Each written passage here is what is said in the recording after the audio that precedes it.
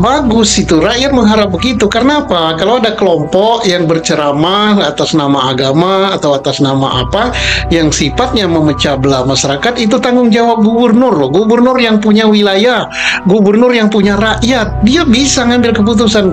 Tidak boleh. Assalamualaikum warahmatullahi wabarakatuh. Bismillah, alhamdulillah, wassalatu wassalamu ala rasulillah, amma ba'du. Selamat berjumpa kembali di VC Kiai TV. Semoga kita semua senantiasa diberikan kesehatan dan keberkahan dari Allah Subhanahu wa Ta'ala. Amin ya Allahu ya Rabbal Alamin. Di video kali ini kita akan membahas berkaitan dengan Pak Susnoddu Adji. Beliau ini mantan Kabareskrim yang sangat luar biasa, ya, orang yang sangat lurus. Nah, di dalam podcast beliau, ketika beliau ditanya berkaitan dengan bahwa Kang Deddy Mulyadi ini selain mengeluarkan kebijakan di dalam bidang infrastruktur fisik dan pembangunan serta penataan daripada wilayah-wilayah di Jawa Barat, beliau pun mengeluarkan kebijakan berkaitan dengan ketertiban dan ketentraman masyarakat Jawa Barat, yakni dengan melarang kepada kelompok tertentu untuk berceramah dan berpidato di wilayah Jawa Barat. Anak-anak kita hari ini tidak tahu dia leluhurnya siapa, berasal dari mana, DNA-nya dari mana, genetikanya dari mana. Ini adalah sebuah upaya sistematis untuk apa? Untuk menghilangkan ikatan emosional, terutama orang Sunda dengan leluhurnya. Kemudian orang lain datang dari negara lain ke sini, tiap hari membanggakan leluhurnya, tiap hari bercerita keunggulan leluhurnya, tiap hari kita harus mendengarkan riwayat-riwayat leluhurnya. Setelah itu kita bermahabbah pada mereka, menghormati mereka, mendewa-dewakan mereka, dan kita menganggap diri kita lebih rendah dari mereka. Berkaitan dengan ini, maka kemudian Pak Susnoddu Adji memberikan tanggapan dan uraian serta penjelasan bahwa hal ini adalah merupakan kewenangan daripada gubernur, karena gubernur memiliki kewenangan untuk kemudian menciptakan wilayahnya aman tentram. Kalau memang ada hal yang dianggap akan mengganggu ketertiban dan keamanan daripada masyarakat wilayahnya, maka gubernur boleh dan harus mengeluarkan kebijakan-kebijakan tersebut. Termasuk di dalamnya adalah dengan melarang kelompok tertentu untuk berceramah dan berpidato di wilayah Jawa Barat. Karena ini merupakan lebih jauh daripada sekedar preventif, pencegahan yang sangat-sangat dalam di dalamnya, yang sangat antisipatif di dalamnya. Ya, itu bagus sekali. Bagus itu, rakyat mengharap begitu. Karena apa? Kalau ada kelompok yang berceramah atas nama agama atau atas nama apa yang sifatnya memecah belah masyarakat, itu tanggung jawab gubernur loh. Gubernur yang punya wilayah, gubernur yang punya rakyat, dia bisa ngambil keputusan. Tidak boleh. Nah, jarang ada yang berani seperti ini. Dan itu beliau berani karena beliau preemptif gitu ya. Preemptif itu artinya apa? Jauh daripada lebih dalam daripada preventif ya. Lebih dalam daripada preventif, mencegah terjadinya perpecahan masyarakat, kemudian terjadi benturan di masyarakat. Kamu nggak benar, oke, nggak boleh. Dia yang punya wilayah kok. Artinya ini dilakukan dalam rangka melindungi justru ya, Pak? Melindungi persatuan dan kesatuan bangsa. Kalau ada benih-benih seperti itu, dia langsung ambil tindakan. Walaupun mestinya secara nasional harus ada aparat secara nasional yang berani mengambil keputusan kayak gitu. Nah, mudah-mudahan kepala daerah yang lain ya berani juga. Mana yang tidak benar, dia langsung putuskan. Karena apa? Penanggung jawab daerah itu ya gubernur. Dia yang bertanggung jawab pada presiden. Sebagaimana kita ketahui bahwa Kang Deddy Mulyadi itu memang dalam sebuah pidatonya beliau mengungkapkan berkaitan dengan bagaimana budaya Sunda ini, identitas Sunda ini kemudian mulai tergerus dengan hal-hal yang berkaitan dengan orang Sunda lebih bangga dengan budaya asing dibandingkan budaya dirinya sendiri. Orang Sunda sudah kehilangan jati dirinya. Maka Kang Deddy Mulyadi mengingatkan. Kenapa? Karena memang fakta dan realita, banyak orang-orang di Jawa Barat justru lebih mengagungkan budaya-budaya yang dari luar. Bahkan ada sekelompok orang, nah sekelompok orang ini yang datang dari luar, yang kemudian datang ke kita menceritakan tentang kehebatan orang-orang dan tokoh-tokoh mereka, dan kemudian kita menjadi orang-orang yang cinta kepada mereka, dan bahkan kita rela mengeluarkan apapun demi hanya sekedar mendapatkan keberkahan berupa air.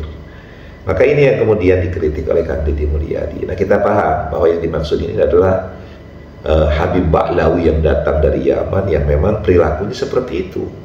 Ya, mereka membangga-banggakan tanah leluhur dan nenek moyang mereka dengan berbagai macam karomah-karomahnya, dan kemudian mereka mendawir daripada para pengikut-pengikutnya.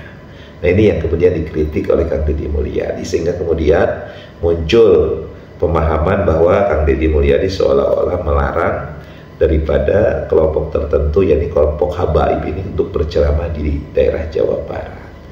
Tapi tidak ada kalimat sebenarnya yang saklek, yang tegas dengan dibuat peraturan gubernur, ya, misalnya tentang melarang para habaib untuk berceramah di wilayah Jawa Barat. Tetapi ini adalah sebuah tafsir, ya, dari para netizen, daripada orang-orang yang memahami sudut kalimat Kang Deddy Mulyadi. Tapi kalau kita telaahkan, tidak seperti itu sebenarnya. Tidak ada larangan sebenarnya untuk siapapun berceramah, berpidato di wilayah Jawa Barat. Tetapi pidatonya itu kan harus tidak memprovokasi, tidak kemudian hanya sekedar menceritakan budaya-budaya dan kehebatan nenek moyang mereka. Tapi ya, ceramah itu harus kembali kepada konteks dan tekstual yang jelas sesuai dengan ajaran-ajaran Islam. Nah, kan sekarang ini kita paham bagaimana ceramah para habaib ini. Ceramahnya bukan berbicara tentang agama, tentang bagaimana ajaran-ajaran Islam yang rahmatan lil alamin, tapi ceramahnya selalu menghujat, mencaci, ya, luar biasa. Maka ini yang dilarang oleh Kang Deddy Mulyadi. Ya, kita nggak bisa menutup mata, faktanya kan memang para habaib ini kalau sudah ceramah ini sudah langsung, apalagi misalnya Bahar Smith, Rizik Syihab, itu kalau ceramah kan kita sudah paham bagaimana yang selalu mengkritik pemerintah, mengkritik orang-orang yang dianggap kontra terhadap mereka, dan dengan menggunakan bahasa-bahasa yang sebenarnya tidak layak diucapkan oleh seorang yang, maaf, alim, seorang yang berilmu. Ya, mungkin alim tapi nggak berakhlak. Harusnya seorang alim, mu'alamah, dan memiliki akhlakul karimah, sehingga menyampaikan kebenaran itu kan tidak selalu harus kemudian dengan menyerang secara langsung, tetapi menyampaikan kebenaran itu kan bisa dengan bahasa-bahasa yang indah. Sebagaimana Rasulullah kan, bahasa yang santun, bukan bahasa yang kasar, bukan yang memukul tapi merangkul, sehingga orang itu walaupun dia dikritisi, walaupun kemudian orang itu adalah orang yang salah, dia tidak kemudian merasa langsung dihakimi. Ini yang terjadi kan, maaf-maaf saja, para habaib ini kalau sudah ceramah, ya Allah, kata-kata yang tidak patut itu keluar, belum lagi adu domba, provokasi di dalamnya. Ya, kita lihat contoh misalnya baru-baru ini bagaimana Habib Rizik Syihab itu di dalam sebuah ceramahnya di depan jamaahnya memprovokasi untuk kemudian berperang secara terbuka dengan PWI-LS. Ya kan, luar biasa. Nggak pantas lah ini disebut ceramah, tapi ini disebutnya sebagai provokasi tentunya. Kalau ceramah itu yang sejuk, membicarakan tentang ajaran-ajaran Islam yang enak. Rasulullah seperti apa? Kita bisa melihat bagaimana perbandingan antara ceramah yang memang murni untuk mengajarkan ajaran-ajaran Islam. Mengkritik boleh, tapi kan dengan bahasa-bahasa yang santun. Nah, inilah yang kemudian ditanggapi oleh Kang Deddy Mulyadi. Dan berkaitan ini kemudian Pak Susnodo Aji dimintai tanggapannya, bahwa bagi beliau itu hal yang biasa dan diperbolehkan untuk kemudian gubernur sebagai pemilik wilayah menetapkan kebijakan seperti itu. Nah, ada beberapa hal yang bisa kita analisa. Yang pertama adalah bahwa Apa yang dilakukan oleh Kang Deddy Mulyadi ini adalah sebuah fakta dan realita.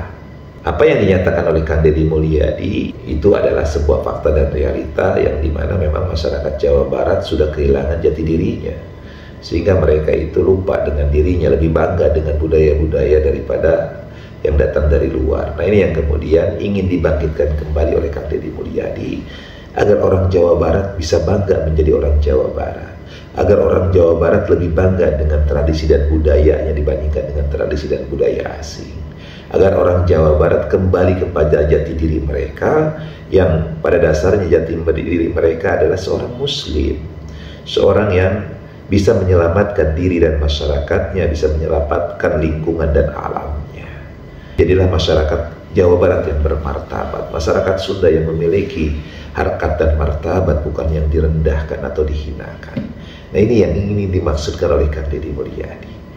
Dan Fasusna Duaji itu kemudian memberikan penjelasan bahwa apa yang dilakukan oleh Kang Deddy Mulyadi dengan kebijakan seperti itu, maka asalkan memang untuk demi kepentingan terciptanya keamanan dan ketentraman serta ketertiban di masyarakat Jawa Barat, maka itu menjadi sebuah kewenangan daripada Bapak Gubernur, dalam hal ini Kang Deddy Mulyadi.